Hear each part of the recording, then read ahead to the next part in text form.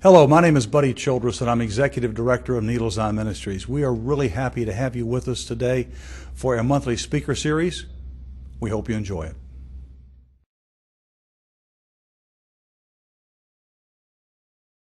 It is my treat to introduce our speaker today, Shawn Boyer. Shawn was CEO of Snag-a-Job from 2000 to 2013 before moving to his current role as chairman. Snag-a-Job has become the nation's largest hourly employment network, which is powered by more than 40 million registered job seekers and is the leading talent management system for hourly employees. Shawn's insights and business acumen have been featured on hourly workforce conversations in places such as USA Today, Good Morning America, CNN, and the list goes on.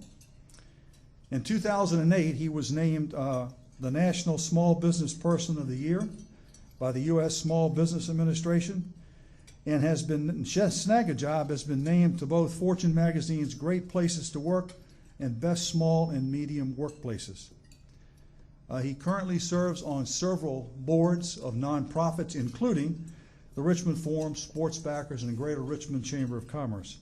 But most particularly, and I know this from a personal standpoint in many conversations I've had with him, what he really loves is spending time with Tennille, his wife, his 3 kids, and sometimes that occurs in his RV, which is a whole different scenario that if we had time we could hear some really interesting stories about that. So, with no more information for you except to hear him, would you help me welcome our speaker today, Shawn Boyer.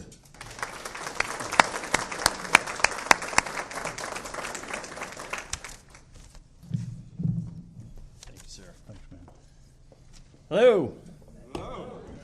So I'm always so tempted whenever I'm going to go do anything with Buddy to just show up in a pair of like jam shorts, t-shirt, something just totally freak him out. I was tempted to do that today, although I could have worn like surfing gear today, given all the rain. Yeah, I know. He was so worried. He always has to ask me, all right, now what are you going to wear? Because I'm always in jeans and short sleeve shirt, by far the most underdressed person whenever I go any place with him. So anyway, thank you to Buddy and to the whole Needles Eye team for having me here and for putting this on. And they have had just a huge impact on my life. Thank you to Cabell Childress group, the younger, hipper version of Buddy. Just kidding. Actually, I saw a video recently of the hip Buddy doing a great dance routine at the Beach Boys concert. And at some point, we have to bribe Cabell to release that to everybody. Anyway, so thank you to the Cabell Childress group for sponsoring, and thank all of you for being here today and taking time out of your busy schedule to be a part of it. And what I wanted to do today was to talk about something that I'm probably very unqualified to talk about, but something I'm very passionate about, which is the topic of the conversation. It's all just one life. And it's interesting as I go through, okay, well, you know, what do I mean by that? It's something that whenever you're asked to speak about something, I'm sure all of you have had this, it makes you think, okay, well, am I actually living this out every day? I'm going to get up and talk about this stuff. Am I really living it out? And so even over the last couple of weeks, just having this so top of mind for me has been a real help to me. Oop, lost something. I'm probably loud enough where you can hear me anyway.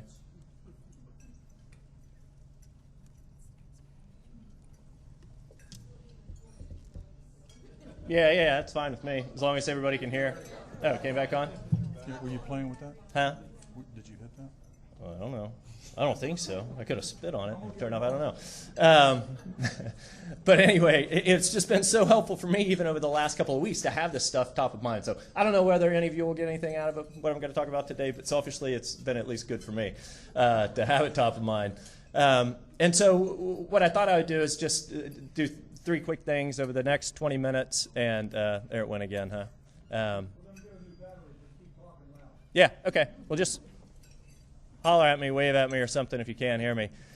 Well, I got to stay in front of this one for the video. Anyway, over the next 20 minutes, it's just to talk about, 1, a little bit of background on me, 2, just this critical point in my life back in 2004 where all of this started to really form and evolve in my own mind. And then the last 11 years, kind of what I've just continued to learn and relearn, and how it's evolved for me about, again, this whole concept of it's just one life. And so quick overview on me. Buddy just mentioned the fact that I have a wife, Tennille. We just celebrated our 9th anniversary yesterday.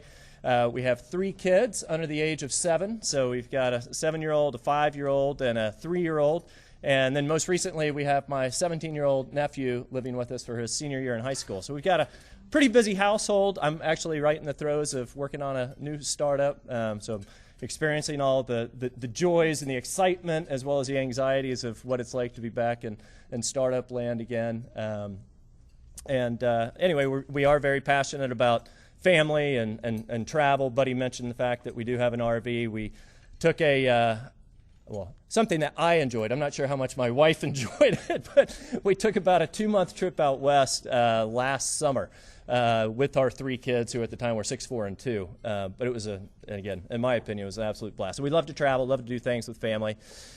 So if I rewind the clock, 44 years, I grew up out in Oklahoma and grew up as a pastor's kid. I don't know if any of you all are pastor's kids or not. I guess, Cabell, you're somewhat close to that, right? And I know, people talk about, well, gosh, what was it like being a pastor's kid and the pressure and all that kind of thing. I loved it. I mean, I never knew anything differently, but grew up as a pastor's kid, and so my faith had always been a really important part of my life at a very young age. We were very obviously involved in the church. It's where all my really close friends were, my family's close friends. But when I was 16, halfway through high school, my dad had always wanted to, yeah, that's all right. There we go. Better? All right. When I was 16, my dad had always wanted to start his own business. Again, he had gone to seminary and, had been a youth pastor and then become, a head pastor at a church out in Oklahoma. But he had always had this hankering to start his own thing. And so I think, what was he, like 46, 47 years old, he decided, you know what, if I don't do it now, I'm never going to do it. And so of all businesses, he and my mom decided to start a jewelry store. And I think the only jewelry my dad had was his wedding ring and his watch. My mom, had a couple pairs of earrings and her wedding ring and stuff. But, I mean, it's not like they knew that industry at all. But for whatever reason, they decided we're going to go start a retail jewelry store. And they were both from Virginia, and so they decided, you know what, let's get back closer to family. And so we moved to Williamsburg, Virginia. And for me, again, I'm halfway through high school, and, it was somewhat of a, I don't know about this, but I was also super excited about just what this adventure might look like. And in retrospect, I'm so thankful that it did happen that way. And I know God always has a plan. It's just maybe sometimes hard to see when you're in the midst of it. But we came to Virginia, and my parents threw themselves into this new venture, and I loved it because they let me work there. I got to see all the, kind of what's going on behind the scenes in terms of buying jewelry and the inventorying process, and they let me be out on the sales floor and, handling, irate customers as well as, customers that are grateful. And so anyway, it's just this great, indoctrination to the business world by fire, really. And so when I was going to college, I majored in business. I went to William & Mary, and so I didn't go too far from home. I wanted to play football, and so it ended up coming down between U of R and William & Mary. And so, of course, I chose William & Mary, right, Cabell? And again, probably other U of R grads in the audience. I'm just kidding. Anyway, so went to William & Mary, and when I was at William & Mary, I thought that I wanted to start my own business. Again, I'd seen my parents do it, and their business had grown, again, not without its trials and stuff, but they were great about sheltering me from what I now realize were just, very high levels of anxiety and not knowing whether they're going to make it or not, whether they're going to make payroll, and all this kind of thing.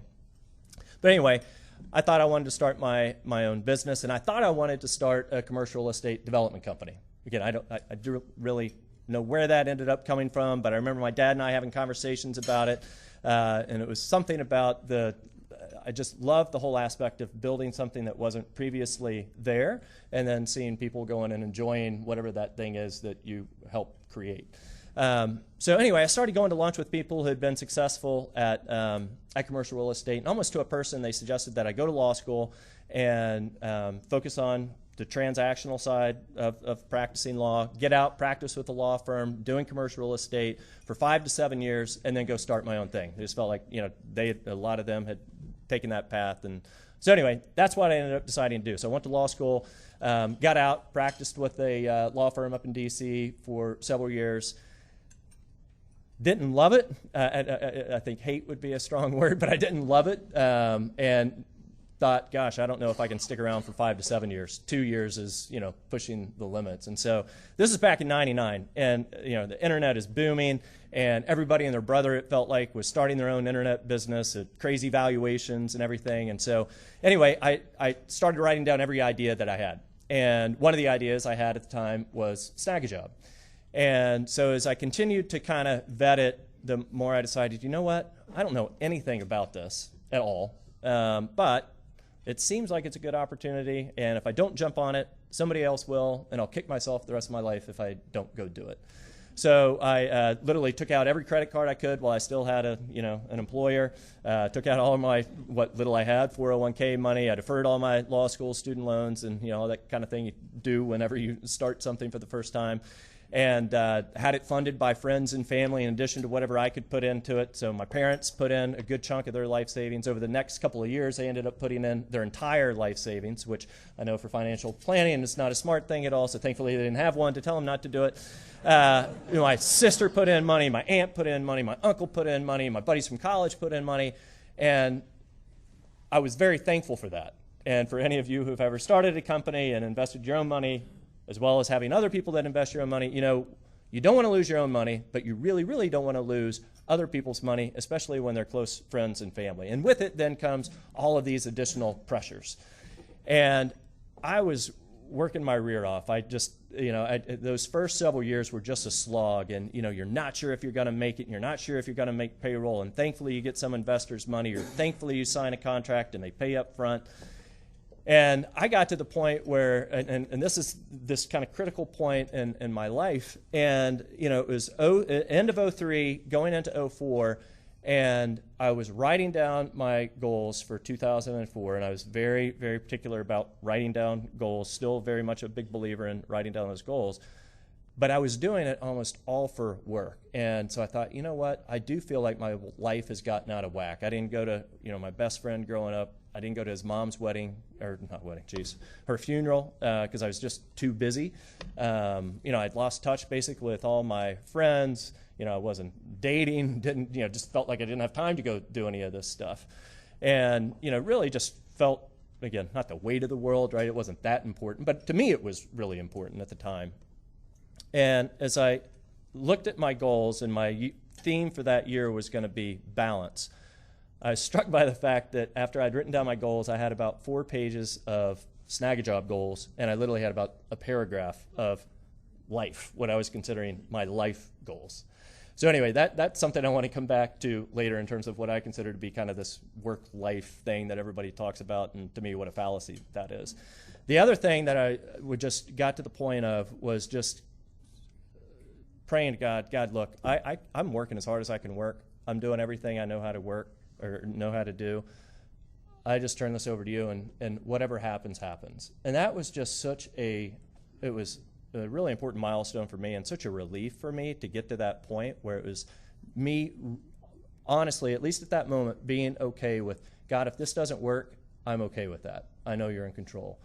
And there was a very real possibility that it was not going to work and that I was going to lose all of these people's money.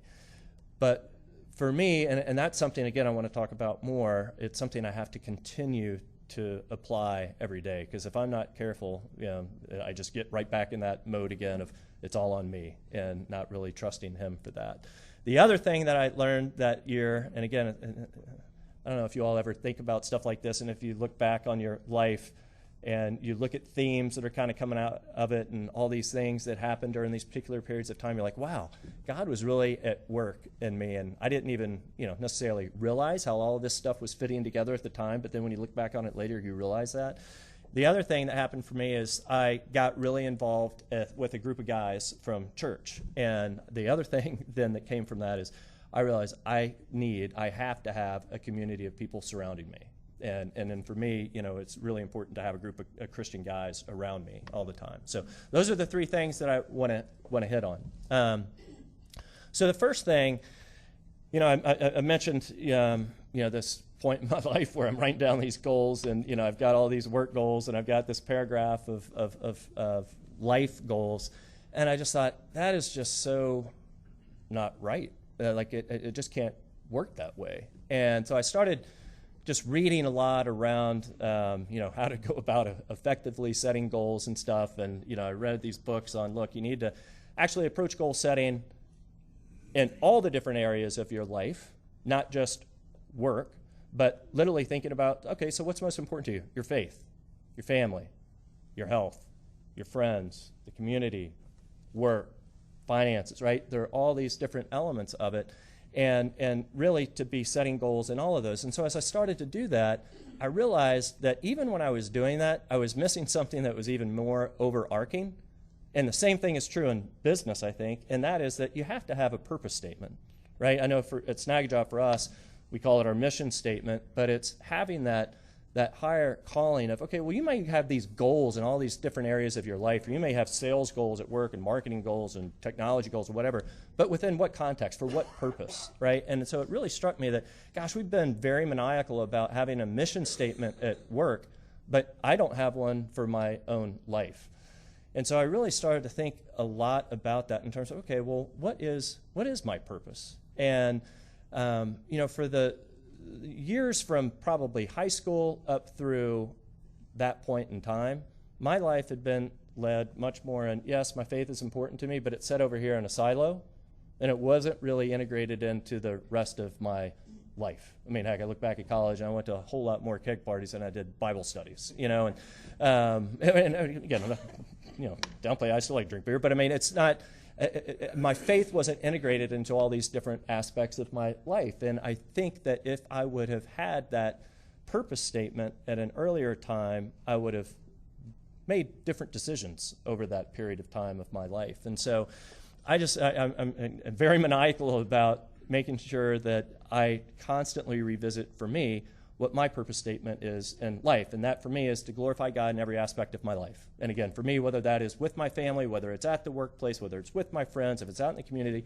constantly having that mindset. And to me, what that means at the end of the day, it's, all right, well, how do I make the most impact for the kingdom that I possibly can in every aspect of my life? Whether, again, it is at work, whether it's at home with my kids and, they're driving me crazy, or maybe I'm driving them crazy, but again, it's having that type of a mindset. And so that was the first thing. The second thing for me was then thinking about that from the standpoint of, all right, well, I love to draw the correlations between life and work. And it's, okay, well, what is my strategy then? If I do really want to have this most optimal impact for God's kingdom as I possibly can, how do I go about doing that?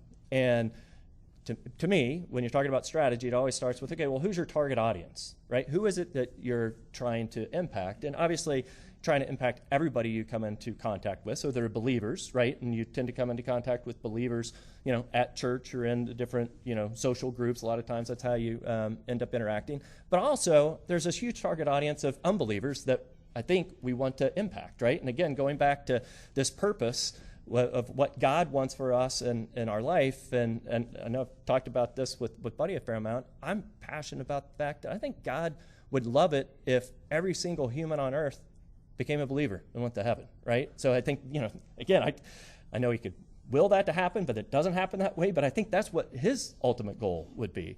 And so then I think about, all right, well, that's pretty cool. He's the coach of the team, right? Or the boss, or whatever you want to talk about, and I'm part of that team, and that just, to me, it gets me super excited to think about the fact, okay, well, how can I be a part of that? How can I actually reach unbelievers? And the marketplace, the workplace, is such a great place to be able to do it, right? I mean, you think about it, 60% of people don't go to church on a regular basis. 80% of millennials don't even think attending church is important, right? So you think about, okay, well, how does that take and continue to kind of propagate itself over time? Where is that going to translate into 80% of people don't go to church over the next 25 years or so? So, last time I checked, unemployment rate continues to drop, and so 90+% of people do go into the workplace every day, right? 18 plus year olds. And so that ends up being a great place to reach people. And the other part of it is that, I talk about this all the time. It's the BS radar, right? You can be whoever at church, right? And you put on the face that you have at church that you're supposed to have for the hour and a half, 2 hours, whatever it might be. But I think unbelievers look at us as believers and think, okay, well, that's who, I know you say you're a Christian, but how do you act at work, right? When I don't hit what I said that I was going to hit, how do you treat me, right? When you are feeling the pressures of everyday life and we're not sure if we're going to make sales goals, how do you act? Do you care about me as a person, or do you really only care about hitting the sales goals?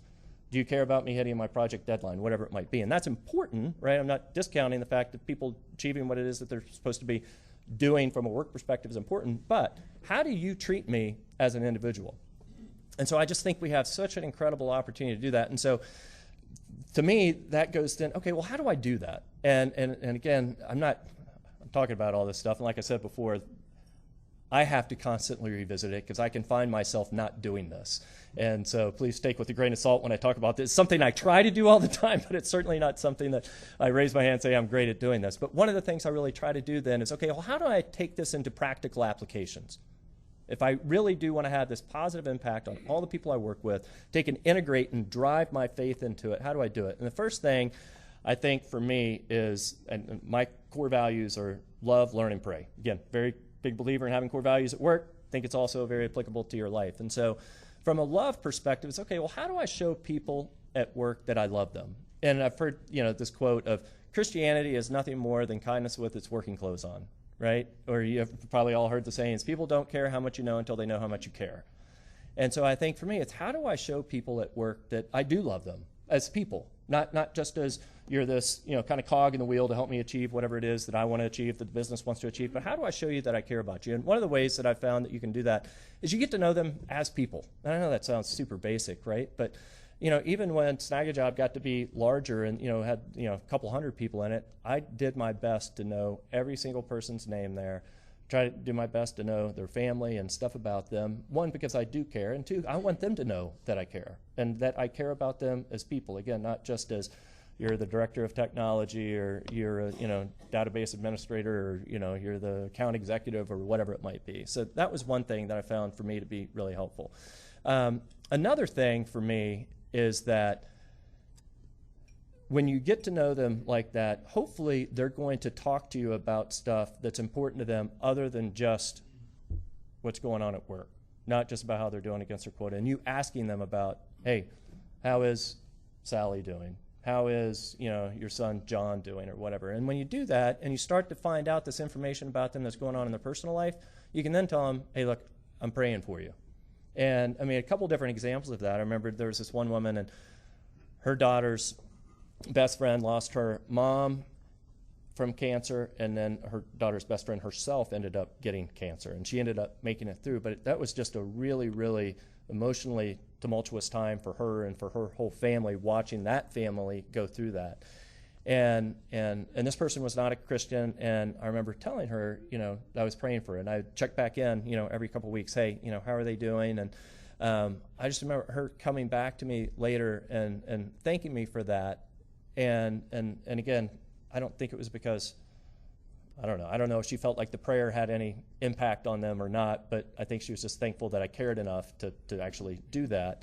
But then, lo and behold, 6 months later, her and her whole family had gotten pretty involved in a church. And I have no idea whether or not that had anything to do with them becoming really involved in the church. But that was just so exciting to me.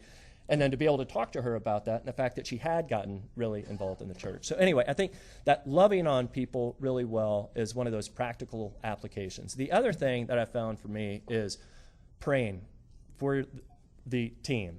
And this is something I used to do with Sarah Bird's husband, Steve. And I've now gotten into the habit of doing this is, do any of y'all do prayer cards where you have prayer cards for people? It's a great practical application, again, I think, of a prayer life. But anyway, I had prayer cards for all of the people that were on the team. And I would just make my way through them, and I'd pray for 5 to 10 people every Friday. But the thing that, for me, it helped was I started to view those people as people and again, praying for what was going on in their life. And it helped me to not just think about them as John, the database administrator, right? But it started to help me think about him as John, the person that God loves, the person I need to be loving on. And again, that was just, it's something that I still do, and it's something that's so helpful to me. I just had a tough conversation with somebody the other day, a couple different times, and it's just been so helpful for me to look at that person through that lens of, look, this person is a brother, and I need to be praying for him, not just that, God, please help him do what I want him to do so that I can be successful at this, but praying for him in terms of help him, right? And just thinking about him as that person. The third thing is the, again, I said, 3 core values was the learn part. And for me, I've been working now with a life coach for the last 2 years, and what he's really helped me to, or really within the last year, but what he's really helped me do is identify, okay, Shawn, what for you are your drivers? What do you really get the most excited about, the most passionate about? What do other people seem to get the most value out of you from? And that has been so helpful for me, at least, to start to say no to certain things and not spend my time on them and not feel bad about it, right? But to then spend my time on, for me, what are these other couple of drivers that I really get juiced about. And I feel like when I do that, I'm then, again, making the most impact for God that I possibly can. I know I'm running short on time, buddy, just 2 more quick things. So that's that, what I would call kind of the one life piece. The other 2 parts are really short. One is that I mentioned that I got to that point where I was just like, God, it's yours. And 2 practical applications for me that have helped me. One is that I journal every day. I don't know if you all like to journal or not. For me, it's just a great way for me to get my thoughts down. It's a great way for me to actually write my prayers down. I probably have some, I don't know, form of ADD, I don't know. But anyway, if I'm not careful, I don't know about you guys, but I start praying, and then all of a sudden my mind goes over here, my mind goes over here, and I'm like, I didn't check that email over there. So anyway, it's just helpful for me to not even open my computer. I've got to the point, I'm so tempted to pick up my phone, pick up my computer first thing, and look at my emails. I'm like, I have so much to do. And I've just found that, you know what, God, when I do that, and I'm not saying this is, other people should do this, but for me at least, I found this to be true. When I do that, I'm basically saying, God, I don't trust you to handle all these other things. I can't afford to spend 30 minutes with you in the morning. I'm like, dude, really?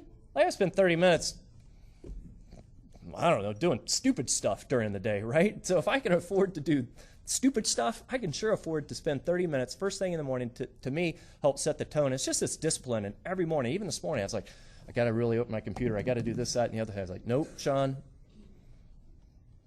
get some discipline, right? Sit down, get your Bible out, get your journal out, and just spend time with God. And so anyway, that has been really important. And the other part for me is that when I'm facing these anxieties, or like all of us do, right, I think, just not closing my journal until I can write down, God, I trust you with this.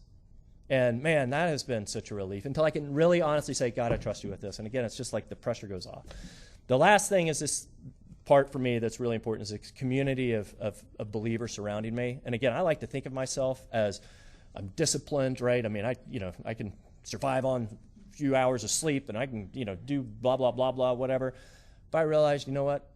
I am so weak if I don't have a group of, especially for me, guys around me that can be praying for me, that can be encouraging me, that are, I'm really candid with and transparent about as to what my struggles are. And again, I was fortunate enough to get around a group of guys, and one guy in particular, that in 2004, man, it made such a difference in my life. And, I get choked up even thinking about it now. And again, it just has meant all the difference in the world for me. So again, I don't know how many of you have that group of guys around you that, or ladies, or, co-ed group, whatever, that can come alongside of you and encourage you and really be there for you. But for me, that has been super important, and it keeps me in check at work, because the work part, again, it can't just be it sits off on the side, but I talk about work and the struggles that are going on, and they can call me out on things. And that's another one for me that, from a practical application perspective, has just been so helpful, so important. So that's it. That's the I don't know how long it was, probably longer than 20 minutes, but a little bit. Is that cynical a little bit? Like, is it 10 minutes over, or like a little bit like a minute over? We're still not done because you've got to answer some questions, All right? right. All right. We are going to still take some time for maybe a couple questions. We want to do that on a regular basis when we have Getting Real series. So, and it usually takes one to get the ball rolling only. So who has a question for Shawn? Tony.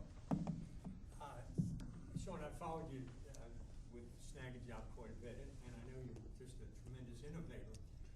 But it interested me when I know the history of you starting Snag a Job, and you said nobody's ever done this, and now you're working on something else that apparently nobody's ever done. I'm thinking, where do you get the inspiration or the ideas when you can't go back and say, well, that sounds good, I'll do that. This is all new.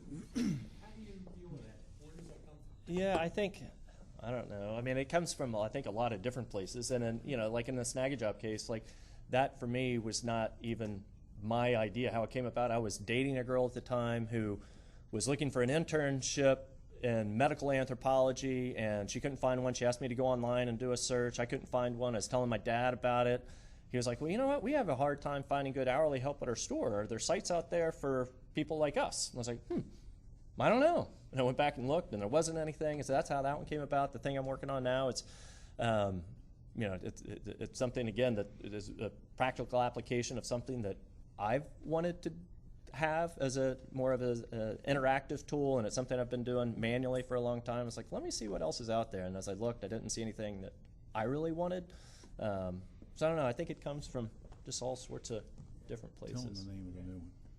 Oh, yeah. So the name of the new one is Die Happy.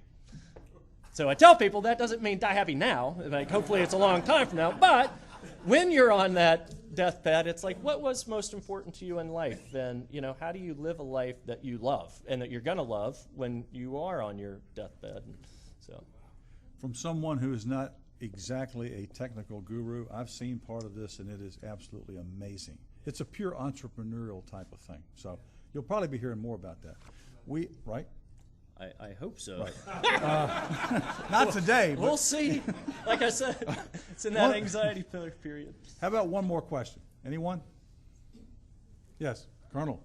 Shawn, when you are faced with a situation where you've got a subordinate, either a believer, who you understand they're believers, or you're pretty certain they're not believers, and you've got to say, let's do some remedial training with them, how do you approach that? Remedial training as in you need to be here and you're here? Yeah. I think that, again, I think that because you're a believer and because you want to love on those people does not mean that that allows an out for them not achieving what it is that they've agreed to achieve, right? Because hopefully with your goal setting process, you've all agreed that here's where you need to be, and then if you're not hitting that, hopefully you're having a continual conversation with them. And I think, you know, loving on people well is a lot about that continual conversation and communication, and hopefully you've had that. I think it's treating them with respect through that process, and I think then it's also how do you handle it when you part ways. And now that they're out of your organization, do you still reach out to them? Do you still try to help them in whatever it is? Do you ping them every so often and just say, hey, just wanted to check in on you? And so I found that, and again, not that I always do this well, but I try to, when they're not working with you any longer, that you still try to stay connected to them in some way and make sure that you love them, and it's not just that you love them when they were performing. So, but again, I think you owe it to them to be candid. We had a saying at Snag Job called "I want to be thoughtfully candid," and so I'm gonna be candid with you, and if I'm not, you're basically being a weenie, right? Because you're going to still let him go probably, but you wouldn't have had the tough conversations. But you can do it thoughtfully. You don't have to yell and scream at him and cuss at him, right? It's just, you know, doing it in a really respectful way. Thanks, Shawn.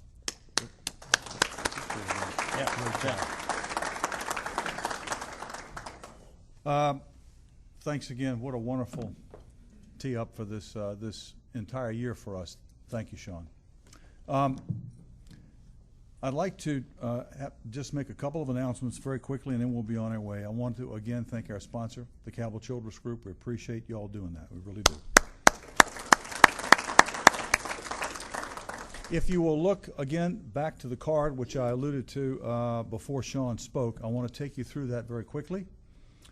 And when you finish filling these cards out, if you would turn them face down, and we'll collect them as you leave and after you've left, I would appreciate that. I'm going to come down to the bottom part of the card because there are 3 options I want to chat with you about very quickly as far as some opportunities to move forward from what you've heard today.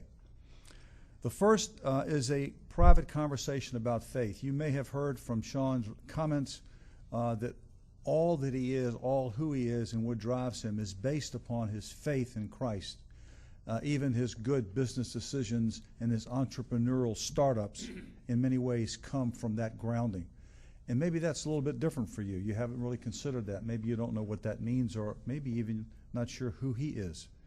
And if you want to talk about that, please indicate it. We would love to do that and make ourselves available to you. The second option has to do with resources relative to Needle's Eye, what we have available, who we are, etc. If you'd like to have some of that sent to you, we would love to. So let us know, and we'll probably do that in the next day or 2. And lastly, Shawn has agreed to a series of 3 follow-up meetings, depending on how many people we have, to meet with him at different times over the next couple of weeks to follow up from what you've heard and how it may apply to you, and questions you may have about how faith in the marketplace and in decision making in the marketplace may apply in your life. So if you want to know when the first of those meetings will occur, and then when the others are as well, if you would indicate that third option, a small group experience to discuss the topic of this event, we will get back to you and let you know, and hopefully you can make one. So please do that, and again, turn the cards down when you're through, and we'll pick them up as you leave. I want to mention as well, on your tables, you will see these flyers. There are 2 or 3 at each of the tables. We still have 2 more opportunities for people to come and hear Shawn. They are next week. One is Tuesday night at the Pearl, which is downtown in the Fan. Actually, it's at the Vintage, which is over top of the Pearl. I think that's around 2300 block West Main. And then the following day, Wednesday at lunch, is at Willow Oaks. Please take one of these or more. If you have someone you might want to suggest would go to that. If you bring them as a first-time guest, they eat free anyway because of our sponsor. So please take those and make use of them if you would. And lastly, our next series after this one, which ends in October, will be in January, starting with Spiritual Shots and then followed by the Getting Real series. Dr. Rob Cox, who is a dentist and chairs the chat board as well as is a tremendous volunteer at Crossover, will be speaking about this whole idea of vocation, faith, and calling as it applies from his faith in his relationship with Christ to caring for the community. So make a note of that, and you'll be hearing more about it. I'd like to ask you, if you would now, to bow your heads for a closing prayer, which I'll offer, and then we'll be on our way. Lord, we do thank you for the opportunity of being able to be here together today and to hear Shawn and to learn more from his life as to how you can impact lives in and through people for your purposes. I pray that as we leave here, all of us will take into consideration in a deep way what we've heard, and Lord, we pray for pragmatic application of these principles to enable us to be more who you would have us to be in the places where we spend about 60% of our waking hours. We thank you for that. We thank you for this meal. We thank you for all you do in our lives. And I pray, Lord, now you would take each of us safely to where we need to be next. And I ask it in Christ's name. Amen.